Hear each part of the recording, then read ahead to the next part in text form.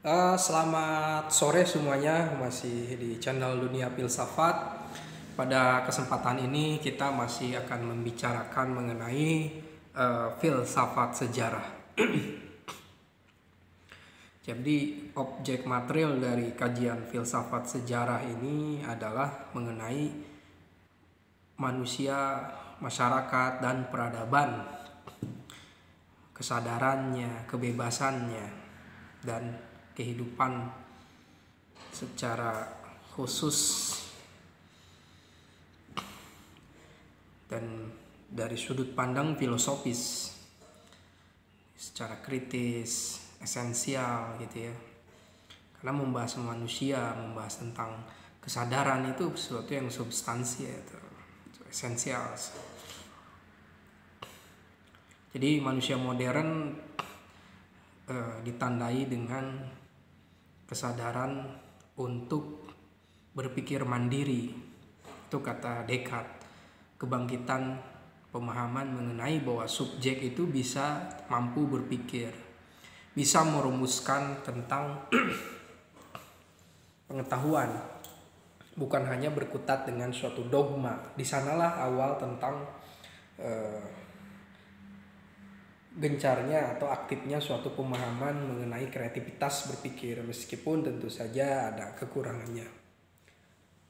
Dikuatkan lagi oleh Immanuel Kant yang hidup di zaman Aufklärung, yaitu zaman pencerahan Jerman, dengan mendefinisikan bahwa manusia modern itu adalah manusia yang berpikir mandiri.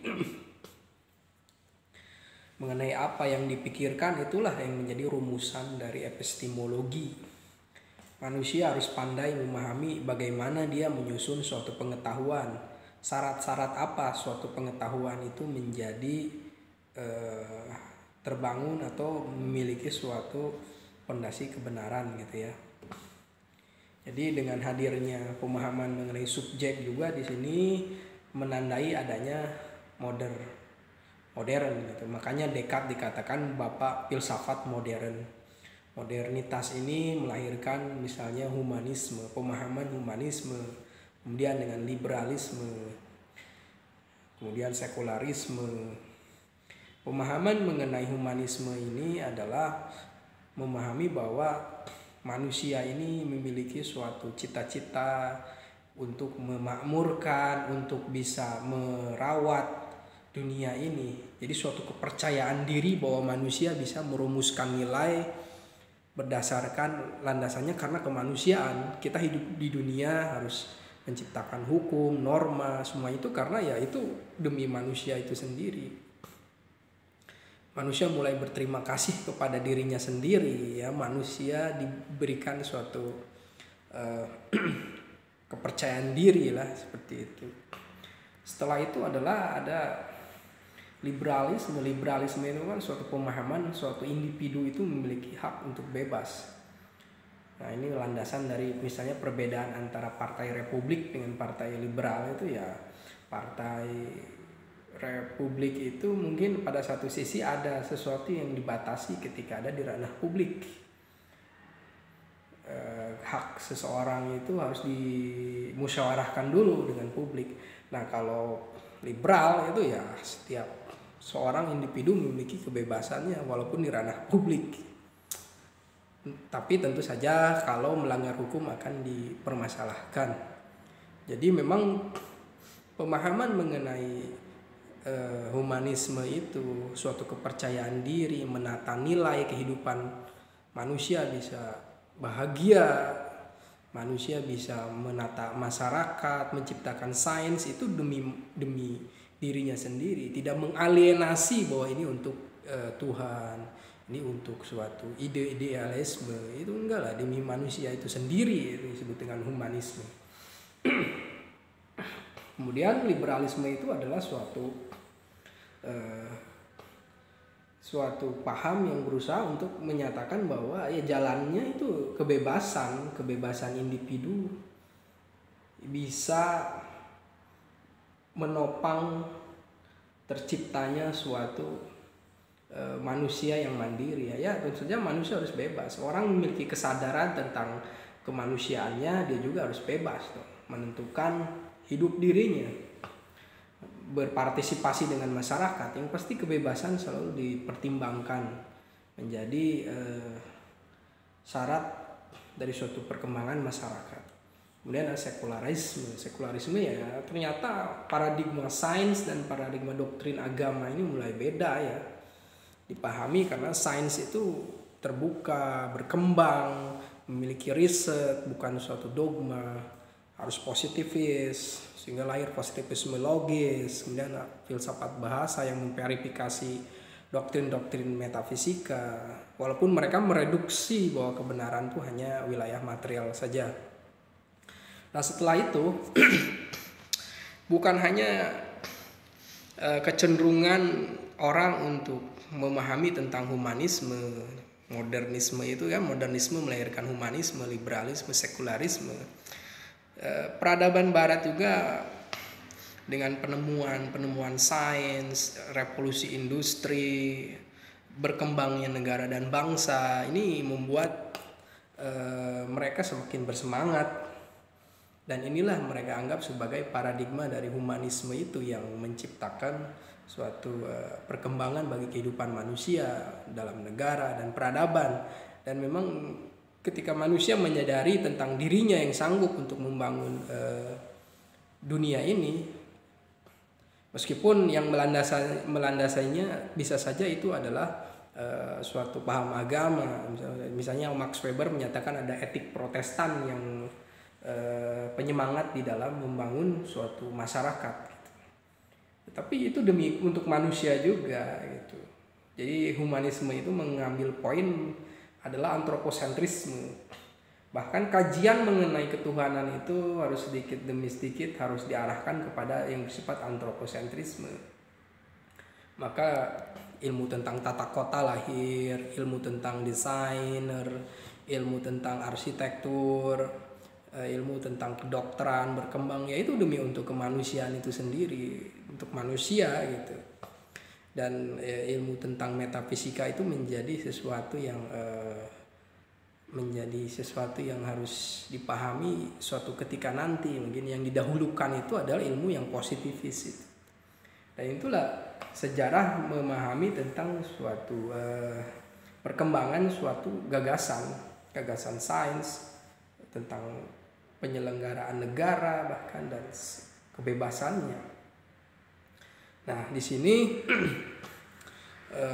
manusia dengan perkembangan dari sains itu menciptakan suatu pelembagaan pengetahuan. Riset-riset pengetahuan itu mengantarkan manusia kepada era yang sekarang, yaitu era informasi dan teknologi.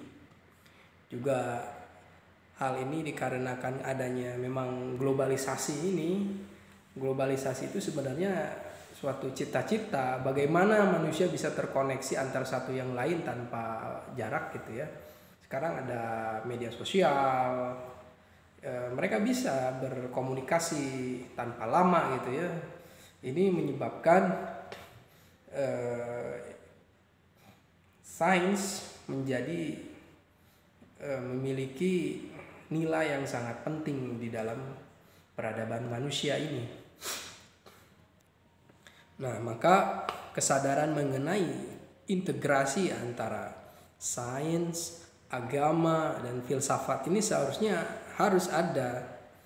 Makanya ketika hanya beberapa golongan mereduksi bahwa filsafat saja yang benar atau ilmu agama saja yang benar yang harus dipelajari, sains saja yang harus dipelajari, sedangkan yang namanya realitas itu berbicara berbagai dimensi, sehingga beberapa kelompok ingin membuat suatu integralisme ya. Misalnya kaum teosofia, mereka mengintegrasikan antara sains, agama, mistis, dan filosofi. Itu landasan mereka. Kebenaran adalah di atas semua kebenaran agama. Semuanya ya kebenaran lah yang menjadi asas segala sesuatu tanpa mempertimbangkan latar belakangnya sains atau apa. Tetapi pondasi atau pijakan untuk mencapai suatu kebenaran itu harus ada disiplinnya, ada disiplin sains, disiplin tradisi spiritual, dan nalar filosofis. Ini penting sekali. Dan manusia menghadapi hal seperti itu. Dinamika perkembangan manusia dalam sosial ekonomi bisa dipahami dari paradigmanya apa. Misalnya kita memahami tentang ekonomi, ya tentu saja ekonomi ini paradigmanya semakin humanis, bebas nilai kan, bebas nilai, karena ya setiap orang bisa menggunakan media sosial, menggunakan media internet, ini ya bebas. Meskipun baru sekarang ini ada pembatasan, dan pembatasan ini tentu saja untuk mempertahankan prinsip humanisme itu, suatu kebaikan bersama gitu, tidak yang bersifat teror akan dibatasi atau dihilangkan aksesnya. Semua ini demi kemanusiaan itu sendiri. Dan lalu persoalannya ketika manusia sudah memegang alat medsos itu, internet ini, apakah mereka memiliki kesadaran mengenai otonomi diri, kemampuan untuk bisa memahami pengetahuan, bisa mengukur suatu kebenaran?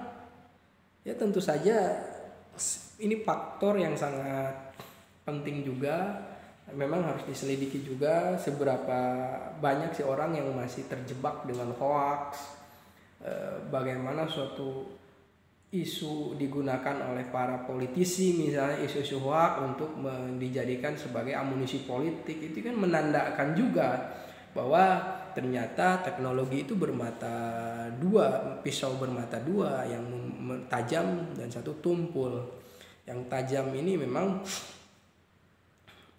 bisa saja informasi merekayasa suatu berita, merekayasa gambar, mereka memutarbalikkan omongan orang di media massa, di media sosial, itu demi kepentingan politik. Atau memang kita harus menyadari bahwa tidak semua orang, meskipun hidup di zaman modern ini, bahkan sudah postmodern ini, mereka bisa memeriksa pengetahuan atau informasi. Sehingga memang di sini komitmen untuk berfilsafat itu adalah berusaha untuk bisa mengcross check apa yang informasi atau suatu narasi, peristiwa, berita, itulah yang perlu kita lakukan. Dan tentu saja menjadi manusia yang tercerahkan itu adalah manusia yang bisa berpikir mandiri. Nah, ini berpikir mandiri ini seperti apa gitu ya. Tapi inilah suatu ajakan untuk kita bisa berefleksi. Pengalaman kita adalah pengalaman yang benar-benar otentik, ada gitu. Kita berbicara bukan karena hanya teori saja, tapi kita mempraktekannya mengenai belas kasih di masyarakat, mengenai bagaimana mendukung pemerintah dalam Pancasila dan penegakan nilai-nilai hukum. Itu sangat penting sekali. Terima kasih.